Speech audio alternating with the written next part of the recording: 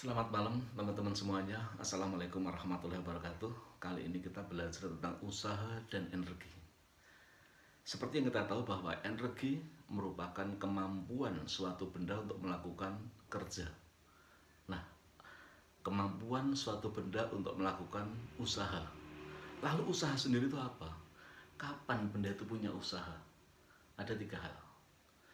Benda dikatakan ada usaha ketika berpindah dan berpindahnya disertai gaya. Yang kedua, dikatakan ada usaha ketika berpindah dan ada perubahan energi kinetik. Dan yang ketiga, dikatakan ada usaha ketika berpindah dan ada perubahan energi potensial. Kita mulai belajarnya. Ayo. Yang pertama, benda dikatakan punya usaha ketika berpindah dan perpindahannya melibatkan suatu gaya. Kita rumuskan W usaha sama dengan F dikalikan dengan S. Arti perkalian dot harus dicari gaya yang sejajar dengan perpindahannya. Nah, di sini gayanya harus sejajar dengan perpindahannya. Nah, jika gaya searah dengan perpindahannya maka usahanya positif. Dan ketika gaya dengan perpindahannya berlawanan arah, maka usahanya negatif. Maksud dari perkalian dot juga mengandung arti bahwa usaha atau energi tidak punya arah. Artinya, belajar usaha energi kita hanya bicara tentang nilai begitu. Yang kedua, dikatakan ada usaha ketika ada perubahan energi kinetik. Dia berpindah dan ada perubahan energi kinetik. Lalu EK sendiri apa? Nah, energi kinetik dinyatakan sebagai setengah dikalikan M dikalikan V kuadrat. Yang ketiga, dikatakan pula ada usaha ketika ada perubahan energi potensial. Nah, lalu berapa EP itu? EP dirumuskan sebagai M dikalikan G dikalikan dengan H. Khusus yang terakhir, W sama dengan delta EP. Nah, di sini usahanya usaha konservatif karena tidak dipengaruhi lintasan. Jadi, untuk W sama dengan delta EP, diingat-ingat tidak dipengaruhi lintasan. Dia berpindah langsung naik lurus, atau belok begini, ataupun melengkung begini. Asal awal dan akhirnya sama, maka usahanya mesti sama. Berikutnya, bagaimana ketika, dalam suatu kasus, dalam suatu sistem melibatkan ketiganya. Ada gayanya, ada perubahan EK, dan ada perubahan EP. Contoh, ada sebuah mobil saya dorong, kemudian kecepatannya berubah dan juga ketinggiannya juga berubah. Nah, untuk kasus begini kita gunakan konsep usaha tenaga. Kita rumuskan sekalian bahwa F kali S di sini, F kali S sama dengan delta EK ditambah delta EP. Dengan kata lain kita bisa membaca bahwa usaha yang kita berikan pada suatu benda untuk mengubah tenaga kinetiknya dan mengubah tenaga potensialnya. Nah, lalu bagaimana ketika gayanya nggak ada atau gayanya sama dengan 0? Maksudnya tidak ada dorongan, tidak ada tarikan, tidak ada gaya gesek, atau gampangannya bekerja di udara atau dia bekerja di tempat yang licin. Maka ini kita ganti 0. F kali S berarti 0, maka hasilnya akan jadi gini, bahwa delta EK, ya delta EK akan sama dengan, ini pindah jadi minus delta EP. Apa arti kata-kata rumusan ini? Penambahan energi kinetik akan mengurangi perubahan energi potensialnya. Nah, jadi delta EK sama dengan negatifnya delta EP. Gampangannya begini teman-teman semuanya. Ada sebuah benda jatuh dari atas ke bawah, begini. Maka EP-nya berkurang dan EK-nya bertambah. Jadi penambahan EK akan mengurangi energi potensialnya. Kalau kita teruskan, maka persamaan jadi gini, ya. EK sekarang delta, jadi EK sekarang dikurangi EK mula akan sama dengan EP sekarang minus, ya dia minus. Nah, terus kita kurang begini, EP sekarang dikurangi EP mula.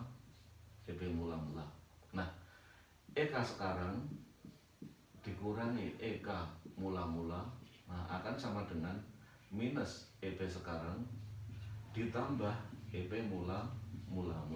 Nah, Ketika kita kumpulkan, maka hasilnya kan jadi EK sekarang ditambah, ini kita pindah ke sana ya, ke ruas kiri jadi positif, EP sekarang sama dengan EK mula-mula, jadi EK mula-mula pindah ke kanan jadi positif ditambah EP mula-mula. Nah, jumlah antara EK dan EP ini disebut sebagai energi mekanik. Ini disebut sebagai energi mekanik awal. Nah, energi mekanik sekarang sama dengan energi mekanik awal, atau biasanya disebut sebagai hukum kekalahan energi mekanik. Ada syaratnya. Apa tadi? F-nya sama dengan 0. Jadi ketika kita ketemu soal kok gayanya 0, nggak ada gaya gesek, nggak ada gaya tarikan, nggak ada gaya dorongan, maka baru boleh menggunakan hukum kekalahan energi mekanik. Satu lagi tentang daya. Daya itu apa? Nah, usaha persatuan waktu atau energi persatuan waktu. Langsung kita masuk ke soal yuk. Sebuah benda 4 kg mula-mula diam, kemudian bergerak lurus dengan percepatan 3. Usaha yang diubah menjadi energi kinetik setelah 2 sekon berapa? Jadi, yang tanyakan adalah usaha yang diubah menjadi energi kinetik. Nah, kita kerjakan sebelah sini. Berarti kita pakai konsep yang mana tadi? Pakai rumus yang mana? W sama dengan delta EK. Yang tanyakan berapa usahanya? Ya, lihat gini. W sama dengan delta EK nomor 1 ya. W sama dengan delta EK. Kita gunakan ini. Nah, yang tanyakan berapa usahanya? W sama dengan delta EK. Berarti EK sekarang dikurangi EK mula-mula. Nah, W sama dengan EK sekarang. Ya, EK tadi apa tadi? Setengah dikalikan M dikalikan V kuadrat. Nah, EK mula-mula 0. Kenapa? Karena awalnya diam. Jadi nggak punya tenaga kinetik. Nah, masalahnya muncul di sini V-nya kita nggak ngerti.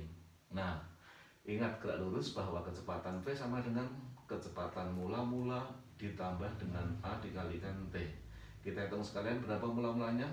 0 karena diam, A-nya 3 dan T-nya 2. Sehingga kecepatan sekarang sama dengan 6 meter per sekon.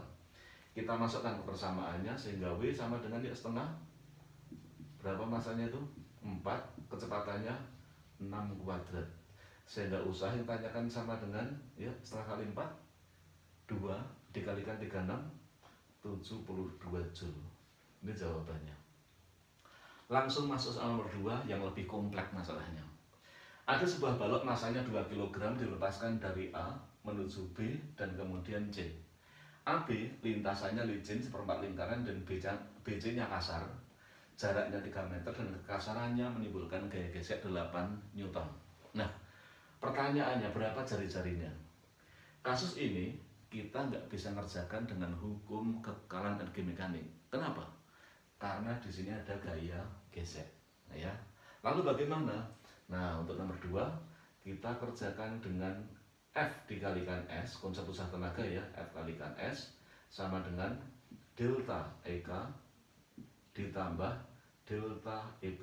Nah, kita gini nih. Ya. Satu-satunya gaya yang ada adalah gaya gesek. Jadi usaha yang dimaksud adalah usaha yang dihasilkan oleh gaya gesek.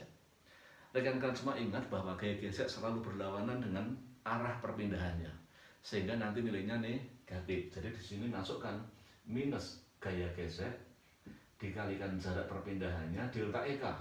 Awalnya di A dia diam, di titik C dia juga berhenti, sehingga tidak ada perubahan EK atau delta EK-nya 0 ditambah delta EP. Nah, MGH sekarang dikurangi MGH mula-mula. Di titik C hanya 0, sehingga MGH-nya 0 dikurangi MGH mula-mula. Nah, H yang dimaksud apa? Jarak dari A ke C? Bukan, tapi selisih tinggi antara A dan C. Caranya gimana? Ini begini, diluruskan begini dan jaraknya ini. Kenapa begitu? Ingat, W sama dengan delta EP tidak dipengaruhi lintasan. Nah, karena apa? Usahanya konservatif. Jadi di sini, nah MGH diganti dengan R. Jadi gini. Nah, ini diganti dengan R. MGR begitu. Sehingga hasilnya jadi minus 8 dikalikan 3 sama dengan ya minus MGR. M-nya 2, gravitasinya 10 dikalikan R. dari sini jari-jari yang tanyakan ketemu 24 dibagi 20. Oh, 1,2 meter begitu. Ya. Nah, terus kita lanjutkan untuk nomor 3. Ya, soal nomor 3. Peluru 20 gram ditembakkan dengan sudut elevasi 30 dan kecepatan 40. Energi potensial di puncaknya berapa? Nah, walaupun tanyakan EP dan kita tahu bahwa EP MGH, kita nggak perlu mencari tinggi maksimumnya berapa. Lalu bagaimana kerjakannya? Yang kudu dipegang bahwa dia bergerak di udara. Selama bergerak di udara maka tidak ada gaya gesek. Nah, kenapa? Karena tempatnya licin, udara masalahnya. Sehingga berlaku hukum kekalahan energi mekanik. Jadi, kasus nomor 2 beda dengan peristiwa di nomor 3. Kalau nomor 2 ada gaya gesek, sehingga kita menggunakan konsep usaha tenaga. Dan untuk nomor 3 tidak ada gaya gesek, tidak ada gaya luar, sehingga kita menggunakan hukum kekalahan energi mekanik. Nggak usah mencari tinggi maksimumnya, ya, langsung menggunakan hukum kekalahan energi mekanik. Yuk, kita kerjakan nomor 3. Nah, ini gini. Nah, ini lantainya atau tanahnya ditembakkan miring, ya, dengan kecepatan V0 begitu, dan akhirnya jadinya gini nantinya. Nah, yang tanyakan adalah berapa energi kinetik di puncak lintasannya, energi potensial di puncak lintasannya berapa. Nah, perlu diketahui bahwa gerak parabola atau gerak peluru, nah, itu memadu gerak antara GLB yang mendatar dan GLBB yang ke atas. Nah, sekarang di sini kecepatan arah mendatarnya seperti yang kemarin kita bahas, bahwa di sini adalah kecepatannya V0 cos. Di sini juga V0 cos, sini V0 cos, sehingga pas di puncak pun di sini adalah kecepatannya V0 cos. Kita tulis ya, ini V0 cos sudutnya. Nah, lalu bagaimana kecepatan ke arah atasnya? 0. Kenapa? Dia tidak punya potensi untuk naik lagi, sehingga kecepatan arah atasnya 0. Nah, karena geraknya di udara, berarti kita pakai hukum kekalahan energi mekanik. Energi mekanik di puncak sama dengan energi mekanik mula. Yuk, EM tadi apa tadi? EP ditambah dengan EK. Nah, yuk, sama dengan EP mula ditambah dengan EK mula. Ini. Yang tanyakan EP sekarang, yuk. EP sekarang ditambah EK sekarang setengah dikalikan M dikalikan V.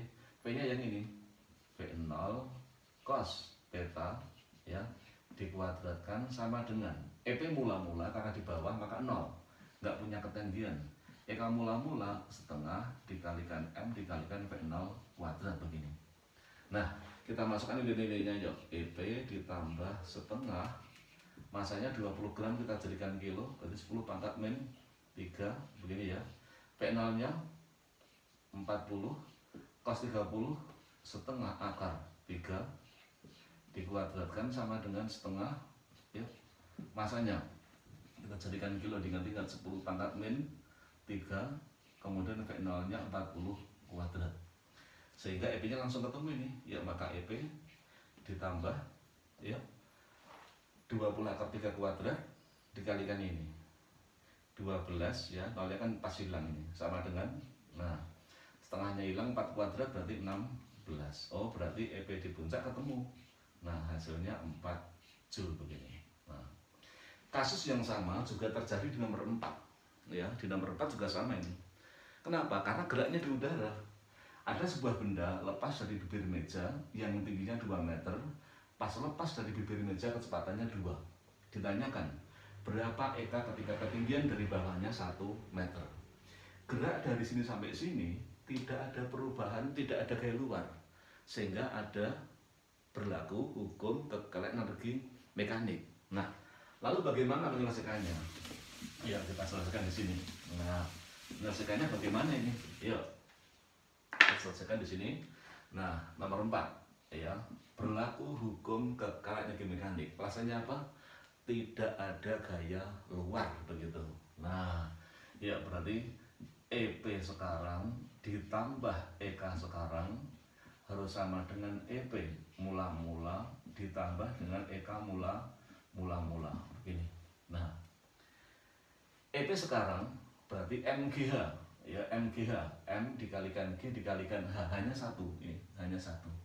M-nya diketahui sini 1, ya 1 dikalikan gravitasi 10 ketinggiannya 1 ditambah EK sekarang yang tanyakan ya EP mula-mula MGH M-nya 1 G-nya 10 tingginya 2 ditambah EK mula-mula setengah dikalikan massa dikalikan V kuadrat massanya 1 kecepatannya 2 kuadrat sehingga di sini hasilnya 10 ditambah EK nah sama dengan 20 ditambah 2 maka dari sini EK nya ketemu 22 dikurangi 10 oh berarti EK nya 12 Joule begitu.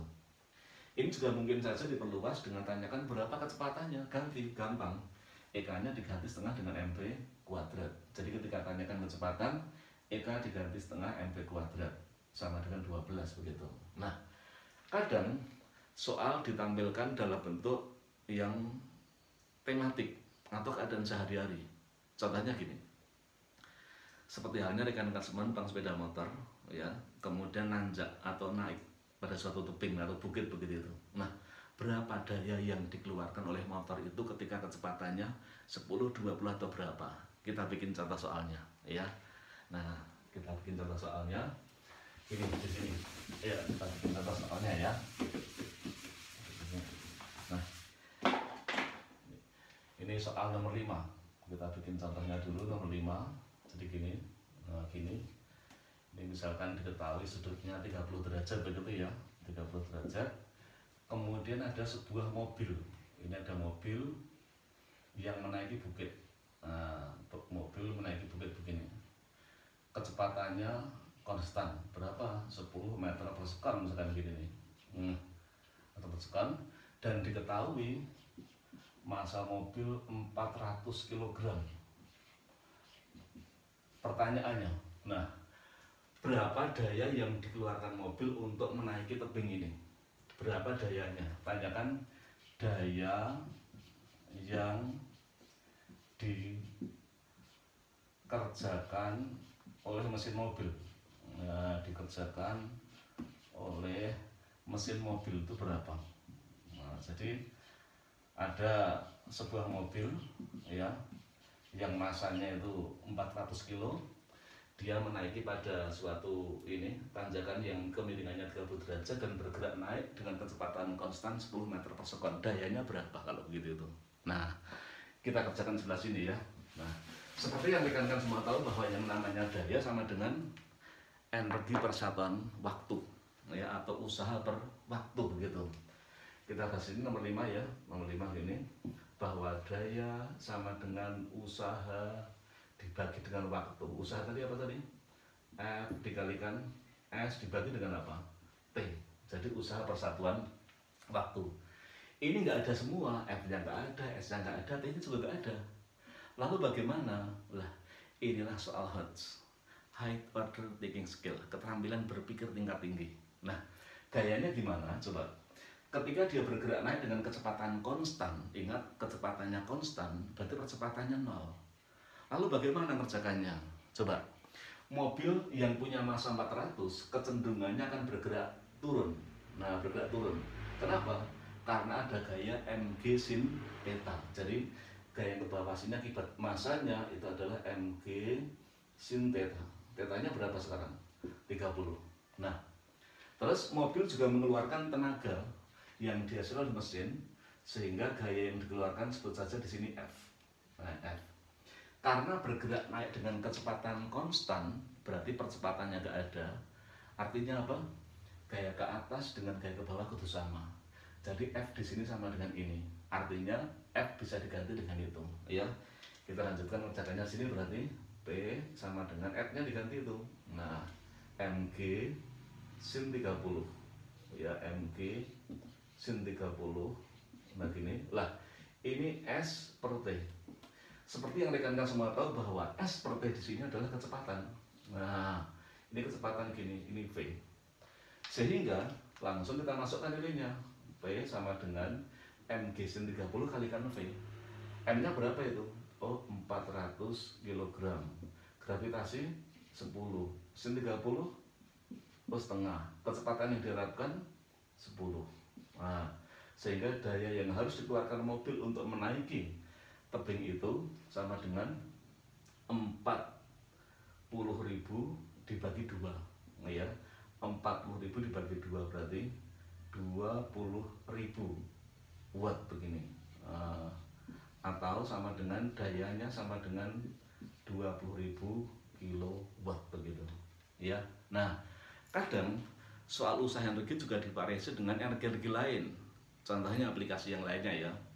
Ada suatu air mancur begitu, atau air terjun digunakan untuk menggerakkan sebuah turbin yang menghasilkan energi listrik begitu. Nah, gimana soalnya? Kita kasih contoh sekali di sini, ya. Nah, kita kasih contoh di sini. Untuk soal itu, kita masuk ke soal nomor 6, ya. Nah, kita masuk ke soal nomor 6. Ya, nomor 6 gini. Nah, suatu air terjun, ya, air terjun diketahui ini air terjun waterfall ini, ya, air terjun diketahui debitnya 10⁻3. Nah, 10⁻3 meter pangkat 3 per sekon ini debitnya. Nah, terus dia terjun dari ketinggian 8 meter. Nah, misalkan gini, 8 meter. Pertanyaannya, berapa daya yang dihasilkan jika efisiensinya ini 10%, ya, jika efisiensinya 10%, yuk. Nah, 10%. Pertanyaannya, berapa daya yang dihasilkan? Nah, ini oleh air terjun itu. Nah, gini, berapa? Nah, ini juga tidak sulit, ya. Ini transfer energi dari energi potensial menjadi energi listrik, kalau begitu, ya. Energi potensial menjadi energi listrik. Nah, seperti yang kita tahu bahwa nomor 6 ini, ya, nomor 6, efisiensi. Nah, itu adalah, ya, energi sekarang dibagi energi mula-mula. Jadi output dibagi input. Outputnya apa? Energi listrik. Jadi daya dikalikan waktu, itu outputnya. Nah, inputnya energi potensial, M dikalikan G dikalikan dengan H begitu. Yang tanyakan daya, maka kita tulis bahwa daya sama dengan, ya, eta dikalikan dengan M dikalikan dengan G dikalikan dengan H dibagi waktu. Nah, daya P sama dengan, ya, ini efisiensinya M per T.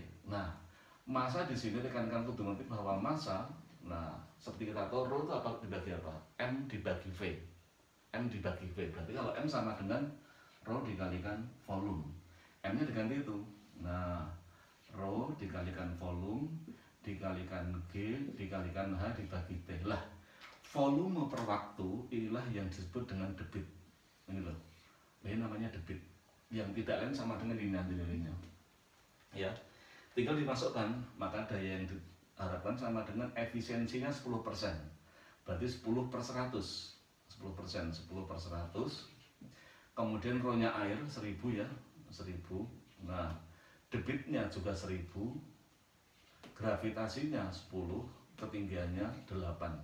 Sehingga daya yang dihasilkan akibat air terjun itu sama dengan 8, ya, 8. Nah, 100-nya berarti sama sebelah sininya, ini yang di atas nolnya berapa ini? 168, bagi ini berarti kali 10⁻6, ya, 10⁻6 watt.